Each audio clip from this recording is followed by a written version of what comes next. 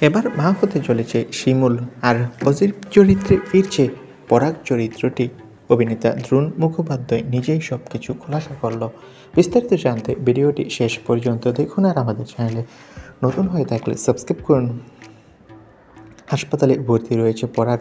মধুবালা দেবী, পলাশ, প্রতীক্ষা, প্রিয়ঙ্কা সকলেই তার জ্ঞান ফেরায় খুশিতে লাফিয়ে ওঠে। জ্ঞান ফিরতেই সকলে তাকে শিমুলের বিরুদ্ধে কথা বলে। পরাগ কিন্তু তার বিরুদ্ধে কোনো কথা বলে না, বরং সে খুঁজে শিমুলের।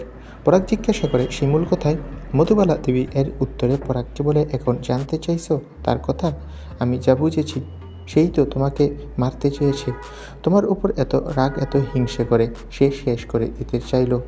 সকলেই শিমুলকে ভুল বুঝে, তবে পরাগ এবার সকল সত্যিটা সকলকে বলবে যে শিমুলের কোনো দোষ নেই। খুব তাড়াতাড়ি সিরিয়ালে দেখা যাবে যে পরাগ চরিত্রটি পজিটিভ চরিত্রে রূপান্তরিত হবে, আর এরপরই গল্পে নতুন টাইম লিপ আসবে।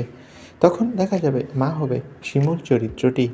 তো বন্ধুরা, তোমরা কে কে খুশি হয়েছ এবার পরাগ চরিত্রটি পজিটিভ হবে বলে? অভিনেতা দ্রোণ মুখোপাধ্যায় সম্প্রতি সংবাদ মাধ্যমে এটা নিশ্চিত করেছে। কে কে শিমুলের মা হওয়া দেখতে চাও সিরিয়ালে, কমেন্ট করে জানাও, আর আমাদের চ্যানেলটি সাবস্ক্রাইব করে রাখো। সকলকে ধন্যবাদ।